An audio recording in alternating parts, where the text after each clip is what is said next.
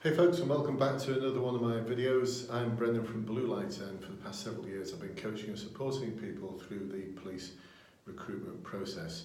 So if you'd like to find out more, there's some links down there to the various services I provide and a link to join the Bluelight Facebook support group, something which has been helping thousands now to get through the police recruitment process, and it doesn't cost anything. How about that? So one of the things that we've been doing through the Facebook support group is collating and collecting all the information which has been provided by positive action workshops right across the country. So you might be aware that something called positive action is entirely lawful. It's about supporting people from underrepresented backgrounds into the police service. A number of large organisations and public sector organisations use that process entirely legal, entirely okay. I wonder sometimes whether some police forces are crossing the line now, but whether they are or they aren't. I've reported a few things to College of Policing before. He seemed a little bit ambivalent, but it is what it is, and whilst forces are prepared to share this kind of information with their candidates, fortunately, many of those candidates are quite prepared to share that publicly. You know, it's publicly owned now, it goes into the public domain, so they're quite happy to share it with me. I can help interpret it and make it into something useful for my clients to utilise. So far this is what we've got. And if you have anything at all which you think might be able to contribute to this online library of support, then please do let me know. Because one thing I won't do is I won't ask my clients what happened at your assessment centre, because everyone signs a confidentiality agreement, and so if I ask them to do that, that'd be asking them to breach their integrity, which is not a good start for a police officer, really, is it? So this is what we've got so far.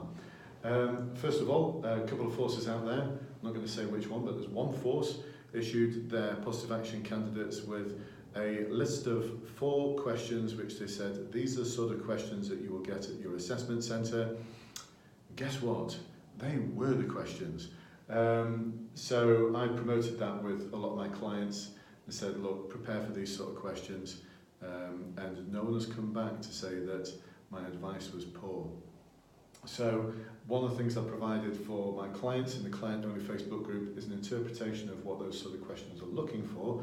I won't give people an answer, a pre-prepared answer, because some of them are motivation and values ones where they're asking for your understanding of something. And it'd be very easy for me to prepare a 5-minute pre-prepared answer. No, I won't do that. So just in case you ask, no, I won't do that. That does cross the line.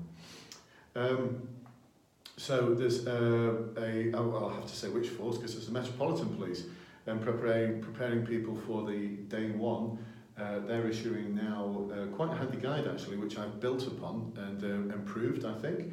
It's the possible interview questions, complete with supplementary questions and marking guides.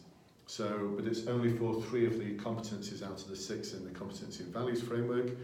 So what I've done is I've added another 3, just to tidy things up a little bit and tidy up some of the language to make it a little bit more easy to understand. Example role plays, they're available to everyone.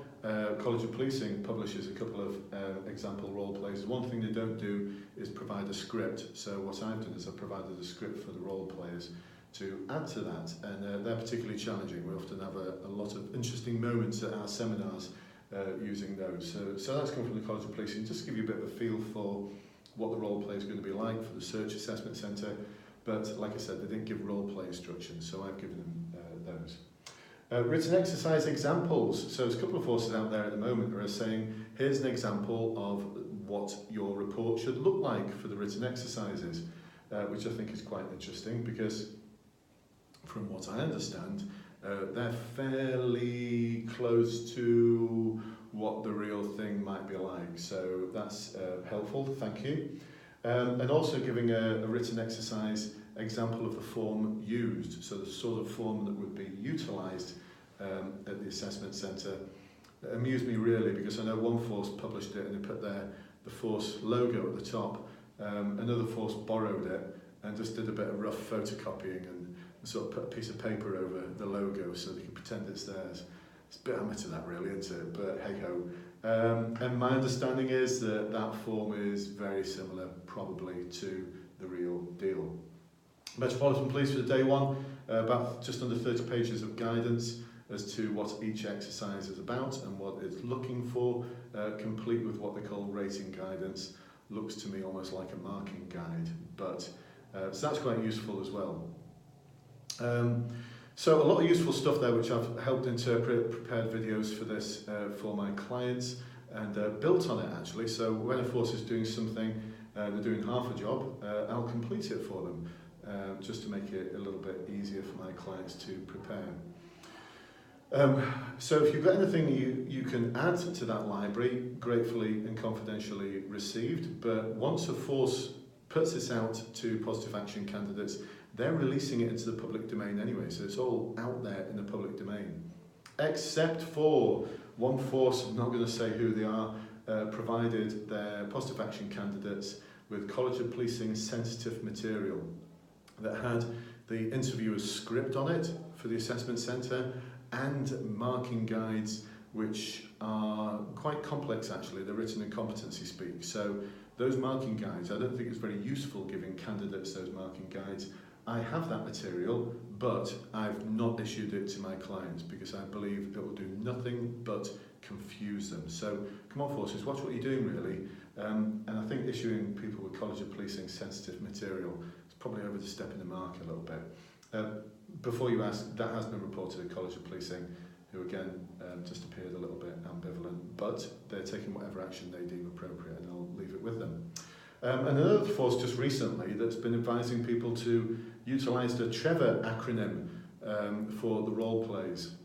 I've put a cross by that one as well because I've taken a look at what they mean by the Trevor acronym. It's an acronym for a completely different problem. It's not for dealing with conflict role play type scenarios. It's Trevor, I do believe, from what they said each letter means, is a way of dealing with a complaint, a complainant in terms of writing back to them. So not helpful, actually, when you match what they've said you need to do against the requirements of the competencies, just not helpful at all. So I pity those people who have taken that advice from that particular force. I'm not going to name and shame, but it's really, really poor advice in my opinion. So there you go, folks. Positive action workshops right across the country. If you do attend one and there's something interesting that you pick up there, remember it's in the public domain. If you're happy to join the Facebook group and share there, share and care for others, then please do so. As you can see, when you build it all up, it's quite a big library of support.